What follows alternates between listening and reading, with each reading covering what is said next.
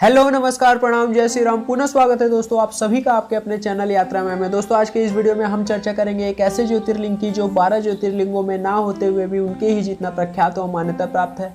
भारत के पड़ोसी देश नेपाल में स्थित एक ऐसे पौराणिक तीर्थ स्थल की जो सदियों से ही लाखों ही श्रद्धालुओं का आस्था का केंद्र बना हुआ है, जहाँ पर स्वयं श्री भोलेनाथ अपने भक्तों को दर्शन देते हैं। जी हाँ दोस्तों, हम बात कर रहे हैं श्री पशुपतिनाथ ज्योतिर्लिंग की, जो हिंदुओं का प्रमुख आस्था का केंद्र है। यह मंदिर नेपाल के काठमांडू के हृदय स्थल में बागमती नदी के किनारे पर है। इस मंदिर को यूनेस्को द्वारा वर्ल्ड हेरिटेज सिटी में भी शामिल किया गया है।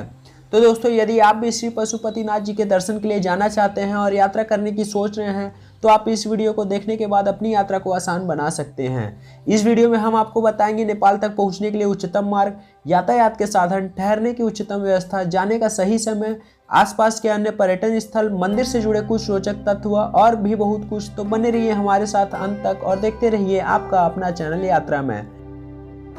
भगवान श्री पशुपतिनाथ जी का मंदिर बहुत ही भव्य है। यहाँ पर देश विदेश से लाखों श्रद्धालुओं का तांता लगा होता है। भगवान पशुपतिनाथ जी के नाम के पीछे मान्यता है कि पशुओं या जीवों का स्वामी अर्थात संसार के सभी जीवों के भगवान, जो कि अपने हर एक भक्त की मनोकामनाएं अवश्य पूर्ण करते हैं। आइए अब हम बात करते हैं कि आप मंदिर तक कैसे पहुंचे। यदि आप नेपाल से हैं तो आप आसानी से काठमांडू पहुंच सकते हैं, पर यदि आप इंडिया से बिलोंग करते हैं तथा अपनी मनोकामनाओं को लेकर पशुपतिनाथ जी के दरबार में पहुंचना चाहते हैं तो भारत से नेपाल बॉर्डर तक पहुंचने के लिए मुख्य रूप से 3 रास्ते हैं। इसमें आप हवाई मार्ग, सड़क मार्ग व रेल मार्ग का उपयोग कर आसानी से नेपाल पहुंच सकते हैं। पर यदि आप हवाई मार्ग व सड़क मार्ग का चुनाव करते हैं तो आपका पैसा व समय दोनों ही अधिक लग जाता है। वह रेल मार्ग सबसे उच्चतम व सरल उपाय है। फिर भी आपकी सुविधा के लिए हम एक एक करके तीनों मार्गों को जानेंगे। दोस्तों यदि हम बात करें बाई एयर की, तो यदि आप बाई एयर काठमांडू तक पहुंचना चाहते हैं तो यहाँ का सबसे निकटतम एयरपोर्ट त्रिभुवन इंटरनेशनल एयरपोर्ट है, जो कि मंदिर से केवल 10 किलोमीटर की दूरी पर ही है। आपको दिल्ली, कोची, हैदराबाद व बेंगलुरु से काठमांडू नेपाल के लिए डायरेक्ट फ्लाइट मिल जाएंगी, जिसमें आपको वन वे में 6000 से 6500 रुपए तक खर्च करने पड़ सकते हैं और इनके रेट में सीजन वाइज उतार चढ़ाव आते रहते हैं। वही दोस्तों यदि हम बात करें बाई रोड की, तो यदि आप बाई रोड ट्रेवल करके नेपाल बॉर्डर पार करना चाहते हैं तो आपको दिल्ली, वाराणसी, गया, लखनऊ, गोरखपुर व पटना से डायरेक्ट बस सेवा मिल जाती है।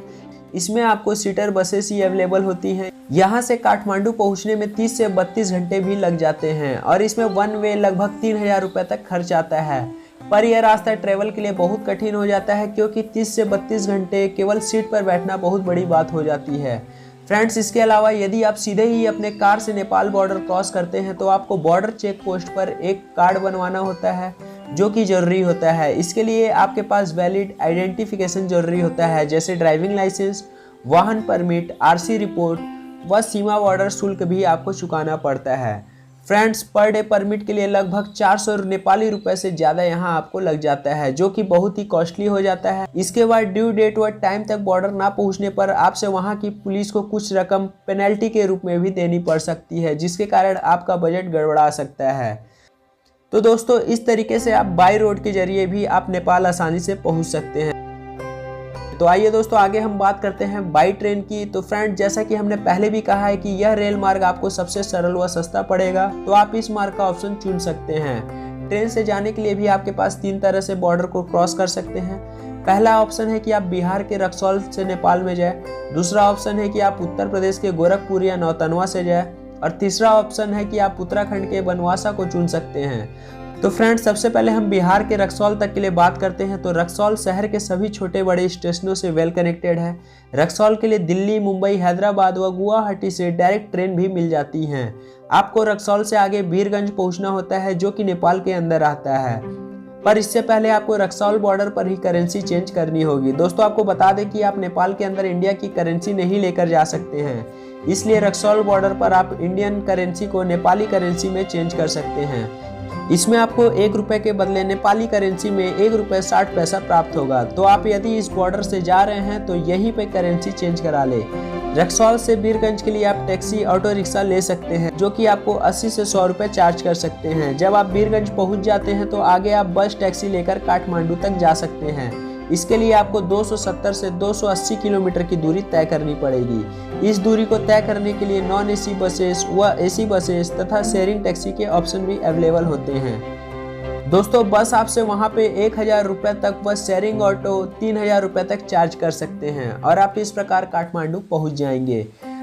दोस्तों अब हम अपने दूसरे ऑप्शन यानी उत्तर प्रदेश के नौतनवा या गोरखपुर की बात करते हैं। तो आपको बता दें कि गोरखपुर बहुत से छोटे बड़े शहरों से वेल कनेक्टेड है, तो आपको गोरखपुर के लिए ट्रेन आसानी से मिल जाएंगी। यदि आपकी ट्रेन नौतनवा तक आती है तो और भी अच्छी बात है, नहीं तो आप गोरखपुर से पैसेंजर ट्रेन या टैक्सी लेकर नौतनवा तक पहुँच सकते हैं। फ्रेंड्स नौतनवा पहुंचने के बाद आपको सनौली बॉर्डर पहुंचना होगा, जो कि 10 किलोमीटर की दूरी पर है। सनौली तक जाने के लिए ऑटो वाला आपसे 80 से 100 रुपये लेकर आपको वहां आधे घंटे से 45 मिनट में ड्रॉप कर देगा। सनौली बॉर्डर में भी रक्सौल बॉर्डर की तरह ही करेंसी चेंज की जाती है। यदि आप सनौली बॉर्डर से आ रहे हैं तो आप यहाँ करेंसी चेंज करा सकते हैं। दोस्तों सनौली बॉर्डर से आपको सिद्धार्थनगर के लिए जाना होगा, जिसे भैरवा नाम से भी जाना जाता है। सिद्धार्थनगर से बस या टैक्सी लेकर आपको काठमांडू पहुंचना होगा। इसके बीच की दूरी लगभग 270 से 280 किलोमीटर है। यहाँ तक पहुँचने के लिए आपको एसी बस व नॉन एसी बस तक टैक्सी आराम से मिल जाएंगी। नॉन एसी बस दोस्तों यहाँ पे आपको 600 से 1000 रुपये चार्ज कर सकती हैं, वहीं आपको एसी बस 1000 से 1200 रुपये व टैक्सी आपको 2500 से 3000 रुपये तक चार्ज कर सकती हैं। तो इस प्रकार सनौली बॉर्डर के थ्रू आप काठमांडू आसानी से पहुँच सकते हैं।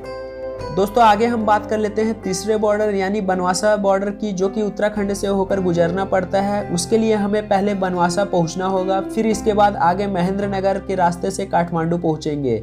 इसमें बस से लगभग 15 से 18 घंटे लग सकते हैं। पर दोस्तों सुविधाजनक ट्रेवल के लिए मेरे सजेशन से आप रक्सौल व सनौली बॉर्डर वाला ही रास्ता चुन सकते हैं। फ्रेंड्स तो इस प्रकार अब हम काठमांडू तक पहुँच चुके हैं। इसके बाद मंदिर पहुँचने के लिए हम आगे का रास्ता जानेंगे। पशुपतिनाथ मंदिर काठमांडू से 5 किलोमीटर की दूरी पर ही है। यहाँ पर से बहुत सारी टैक्सी व बसेस चलते रहती हैं, जो आपको मंदिर तक पहुँचा देंगी। यहाँ की लोकल बस सेवा बहुत अच्छी है। छोटी छोटी बसेस है, जिसे मिनी बस भी कहा जाता है। यहाँ से आगे का किराया 10 से 20 नेपाली रुपया होगा और वे आपको आधे किलोमीटर पहले ही एक चौराहे पर छोड़ेंगे। यहाँ से आगे का सफर आपको पैदल ही तय करना पड़ेगा। काठमांडू पहुंचने के बाद सबसे पहले हमारे मन में यही सोच आएगी कि हम यहाँ कहाँ रुके। तो दोस्तों मंदिर के ही आसपास बहुत से होटल्स व धर्मशालाएं अवेलेबल हो जाएंगी। धर्मशालाएं लगभग 500 से कम में आपको आसानी से वहाँ मिल जाते हैं। वह होटल्स आपको वहाँ पे 1000 रुपये के अंदर ही अंदर अवेलेबल हो जाएंगे। यदि हम दोस्तों खाने पीने की बात करें तो आपको नेपाल व काठमांडू में खान पान के लिए किसी भी प्रकार की कोई प्रॉब्लम्स नहीं होगी। यहाँ आपको सभी प्रकार के खाना मिल जाएंगे। शाकाहारी फूड्स मंदिर के आसपास आसानी से उपलब्ध हो जाते हैं। फ्रेंड्स आपको यहाँ पर भाषा संबंधी भी कोई समस्या नहीं होगी, क्योंकि यहाँ के लोग बहुत ही आसानी से हिंदी समझते व बोलते भी हैं। तो चलिए फ्रेंड्स अब हम बात कर लेते हैं मौसम की। तो कौन सा सीजन आपके यहाँ आने के लिए उपयुक्त होगा। तो बात करते हैं दोस्तों, पशुपतिनाथ मंदिर साल भर ही भक्तों के लिए खुला रहता है। दर्शन के लिए मंदिर कभी भी जा सकते हैं आप, पर मेरे अनुभव के अनुसार आपको बरसात के मौसम में ट्रैवल को अवॉइड करना चाहिए। साथ ही आप अक्टूबर से अप्रैल तक के माह में प्लानिंग करके आसानी से काठमांडू मंदिर जाकर दर्शन कर सकते हैं। यहाँ पर बहुत से त्यौहार जैसे महाशिवरात्रि, सावन इत्यादि त्यौहार बहुत धूमधाम से मनाए जाते हैं, तो आप उस समय जाकर भी त्यौहार को एंजॉय कर सकते हैं। पर हाँ, यदि आप किसी फेस्टिवल के समय यहाँ आने की सोच रहे हैं तो ट्रैवल्स डे को जरूर बढ़ाएं, क्योंकि पर्व में बहुत भीड़ होती है, तो आपका 1-2 दिन यहाँ एक्स्ट्रा लग सकता है। फ्रेंड्स अब हम मंदिर के बारे में, उसकी वास्तुकला, भगवान पशुपतिनाथ जी की कहानी तथा मंदिर के अंदर की कुछ जानकारियों के बारे में चर्चा करेंगे। दोस्तों मंदिर पूर्णतः नेपाली शैली में बना हुआ है। भोलेनाथ के गर्भगृह तक पहुंचने के लिए 4 द्वार बनाए गए हैं, जिसमें चारों द्वार में चांदी जड़े हुए हैं। साथ ही छत को तांबे से बनाकर सोने की परत चढ़ाई गई है। पशुपतिनाथ जी पंचमुखी ज्योतिर्लिंगों के रूप में भी विख्यात हैं, क्योंकि भोलेनाथ का 4 मुख 4 दिशाओं में तथा 1 मुख ऊपर की ओर है। मंदिर के खुलने का समय सुबह 4 बजे और बंद होने का समय रात 9 बजे है। तो आप इस समय मंदिर में पहुंचकर भगवान पशुपतिनाथ जी का जयकारा लगाते हुए दर्शन कर मनोकामना पूर्ण होने की मांग कर सकते हैं। तो आइए एक बार मिलकर प्रेम से बोलते हैं, जय शंभू जय भोलेनाथ। दोस्तों मंदिर में दर्शन से मान्यता है कि यदि जो भी मनुष्य एक बार इस मंदिर में आ जाता है, उसे किसी भी जन्म में पशु का जन्म नहीं मिलता है। पूरे मंदिर में एक परिक्रमा के लिए जगह है, जहां पर आप परिक्रमा कर सकते हैं। माना जाता है कि केदारनाथ ज्योतिर्लिंग का ही आधा हिस्सा पशुपतिनाथ जी के रूप में विख्यात है।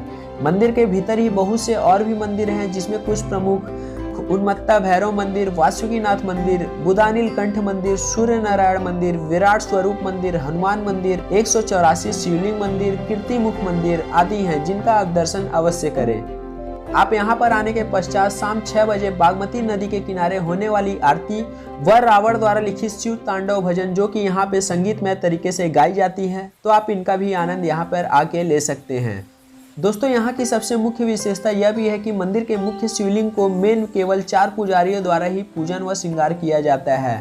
दोस्तों मंदिर के नदी के तट पर बड़ी संख्या में अंतिम संस्कार भी कराया जाता है। मंदिर के पश्चिमी द्वार पर ही पीतल से बनी नंदी जी की विशाल प्रतिमा है। आप इनका भी दर्शन पशुपतिनाथ जी के दर्शन के बाद कर सकते हैं। मंदिर के पीछे कई पौराणिक कथाएं हैं, जिनमें एक कथा यह भी है कि एक कामधेनु गाय रोज एक स्थान पर आती और अपना दूध वहां पे चढ़ाती थी।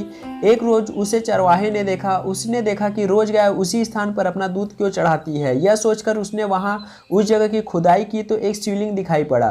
तभी से उस शिवलिंग को पशुपतिनाथ जी के रूप में पूजा जाता है। दूसरी कहानी यह है कि दोस्तों जब महाभारत काल में पांडवों ने कौरवों को हराकर अपना सिंहासन हासिल किया, उसके बाद उन्हें बहुत आत्मग्लानि हुई कि उन्हें भातृहत्या का पाप लगेगा। यही सोचकर उन्होंने भगवान शंकर जी को मनाने की ठानी तथा वह सबसे पहले काशी गए, पर वहां पर भगवान नहीं मिले। फिर वे केदारनाथ गए तो भगवान वहां से अंतर्ध्यान होने के लिए एक पशु के रूप में प्रकट हुए और फिर वह आगे बढ़ने लगे। तो भीम ने एक उपाय सोचा कि इन पशुओं में जो भी भगवान शिव होंगे वह मेरे पैरों के नीचे से नहीं जाएंगे। यही सोचकर भीम ने अपने पैरों को 2 ओर पहाड़ों के ऊपर फैला दिया। सारे पशु निकल गए पर शिव जी वहीं रुक गए। तो पांडव समझ गए कि भगवान शिव वे ही हैं। तो भगवान शिव ने तभी से केदारनाथ में अपना स्थान बनाया तथा केदारनाथ का ही आधा हिस्सा जो कि पशुपतिनाथ के नाम से भी विख्यात हो गया। दोस्तों पशुपतिनाथ मंदिर में केवल हिंदुओं को ही प्रवेश दिया जाता है। गैर हिंदुओं को प्रवेश यहाँ पर मुख्य गर्भगृह में वर्जित है। फ्रेंड्स आपको यहाँ आकर एक अलग ही प्रकार की भक्तिमय अनुभूति होगी। आपका मन केवल शिवमय हो जाएगा। वह चारों तरफ केवल जय शंभू के नारे ही सुनाई पड़ेंगे। दोस्तों अब हम मंदिर में निर्धारित की गई कुछ कोरोना गाइडलाइंस के बारे में जान लेते हैं। मंदिर में मास्क पहनना कंपलसरी है। साथ ही आप हैंड सैनिटाइजर व सोशल डिस्टेंसिंग का भी पालन अवश्य करें। दोस्तों वहां पे एक एंट्री द्वार होगा तो दूसरे द्वार को एग्जिट द्वार बनाया गया है। फ्रेंड्स मंदिर के अंदर कैमरा मोबाइल अलाउ नहीं है, तो आप इन्हें अपने साथ लेकर मंदिर में प्रवेश ना करें। मंदिर प्रशासन तथा राज्य सरकार द्वारा जारी गाइडलाइंस समय समय पर तथा उनकी एडवाइजरी चेंज भी हो सकती है, तो आप यात्रा की प्लानिंग करने से पहले इसे चेक करना ना भूलें। दोस्तों आइए अब हम बात कर लेते हैं पशुपतिनाथ मंदिर के आसपास अन्य धार्मिक व पर्यटन स्थल के बारे में। तो सबसे पहले हम गुहेश्वरी मंदिर जी के बारे में बात करेंगे। यह मंदिर भगवान शिव की पत्नी सती माता को समर्पित है। यहाँ पर भी आपको एक अलग ही प्रकार की वास्तुकला वह नक्काशी देखने मिलेगा। पशुपतिनाथ मंदिर से गुहेश्वरी मंदिर की दूरी लगभग 1 से 1.5 किलोमीटर है। बौद्धनाथ स्तूप यह तिब्बती बौद्ध धर्म वालों का एक पवित्र स्थान है। यह स्तूप पूरे नेपाल का सबसे बड़ा स्तूप है। यहाँ की वास्तुकला को देखने लायक होती है। साथ ही इसकी ऊंचाई से नेपाल का बृहत्तम दृश्य बहुत ही सुंदर लगता है। यह पशुपतिनाथ से लगभग 2 से 3 किलोमीटर की दूरी पर है। आप यहाँ भी घूमने जा सकते हैं। आगे हम बढ़ते हैं थामिल की तरफ। यह एक बहुत ही पॉपुलर डेस्टिनेशन है जो कि मार्केट, शॉप्स व रेस्टोरेंट से घिरा हुआ है। आप यहाँ पूरे दिन में कभी भी विजिट कर सकते हैं।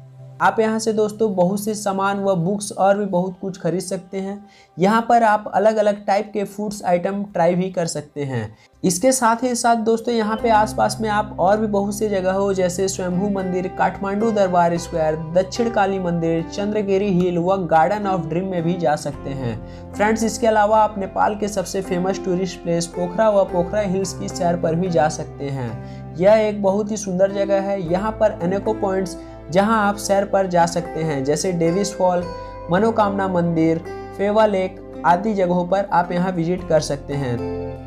तो दोस्तों अब हम बात कर लेते हैं लगने वाले कुल समय व कुल खर्च के बारे में। तो यदि आप सिर्फ पशुपतिनाथ जी मंदिर के दर्शन करना चाहते हैं तो 1 दिन ही काफ़ी है, पर यदि आप आसपास के पर्यटन के साथ ही साथ पोखरा की ओर भी जाना चाहते हैं तो आपको लगभग 3 से 4 दिन का ट्रिप प्लान करना होगा। साथ ही साथ दोस्तों लगने वाले कुल खर्चों के बारे में बात करें तो आप सिर्फ मंदिर तक के दर्शन 2 से 3 हज़ार तक में आसानी से कर सकते हैं, जिसमें आपका खान पान, होटल व रहने तथा ट्रांसपोर्टेशन का चार्ज इंक्लूड किया गया है।